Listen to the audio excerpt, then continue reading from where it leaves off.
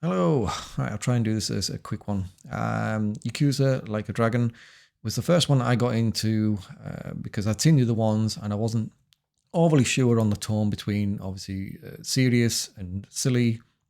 And I kind of put it on the back burner for a while, but it was on CD keys for cheap and I needed something to fill the time between now and Vampire Masquerade 2, which is coming out in about a week or something. So I ended up getting that one. It took us about 63 hours to do. I can see how the game can be done sooner, and I can see how it could be done like double that time as well if you really want to, because of all the side stuff and all the mini games and everything else. But by the time I'd finished it, I was glad it was done. It kind of felt like it outstayed its welcome. I was like, I'd seen and done everything. By the time it hit about the 40-hour mark, I was like, I kind of want this game to finish now. I've seen what I need to do in that now. Story-wise, it starts off nice enough. About up to the halfway point in the game, I don't really have any kind of faults with it. It's the gameplay is good, the stories are good, the side quests good, the audio, everything else for a game that obviously like 5 years old, whatever it is. Everything about it is good.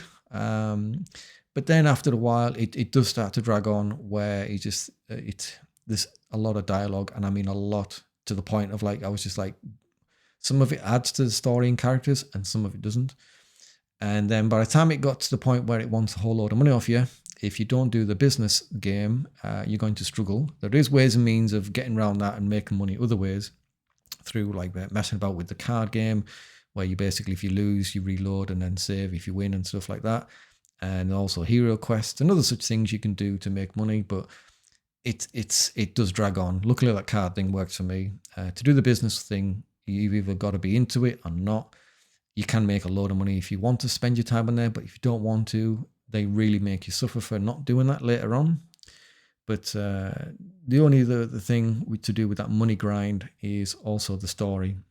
I've never seen a story swap and change, and just when you think it's this person, no, it was really that person. It wasn't them, it was this person. No, wait, it was her. No, it was him. No, we were actually the ones behind it all. I was like, for the love of God, pick a lane. It felt like a kind of Scooby-Doo thing. Just when you actually find out who is the person behind everything, they pull the mask off and go, no, it was old Mr. Jenkins down the road. It got silly after the point where, to the point, if they shown somebody on screen and said, this is the person behind, I was the one that did this, you're like, no, you won't be. Give it another hour and it'll be somebody else. And sure enough, it was like, no, we were the ones behind it. And it was like, so that kind of got a bit silly the longer the game went on. But like I say, up to the halfway point, it was great. Apart from the money grind and everything else, as I say, the game is good, but you've got to be dedicated to it. You've got to spend the time with it. You'll get out of it what you kind of put into it because of all the side mini games like golf and say the different card and board games that you can do, the racing.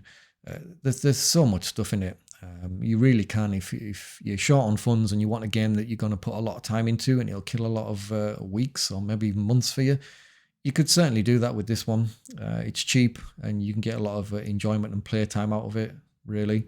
I do kind of wish I'd started with Infinite Wealth because they have made some, not only obviously the graphical improvements and stuff, but I think some of the life benefit things that have added to it as well to make things a bit easier and a bit more sense as such.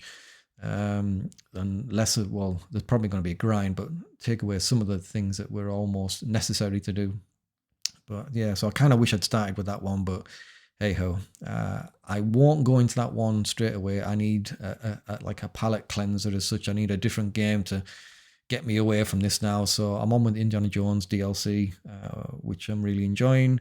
And then I might do the Alien Incursion Evolved, because that's only a short one. And that'll probably just be done leading up to, say, Vampire Masquerade 2 for its launch, which I'm really looking forward to. So hopefully that one has got a decent story and hopefully it doesn't have a load of day one bugs, because I know there's a lot of people waiting to praise that game, and there's also the equal amount of people waiting to rip that game apart because of all the things that's gone on in the past about it and just how long it's taken.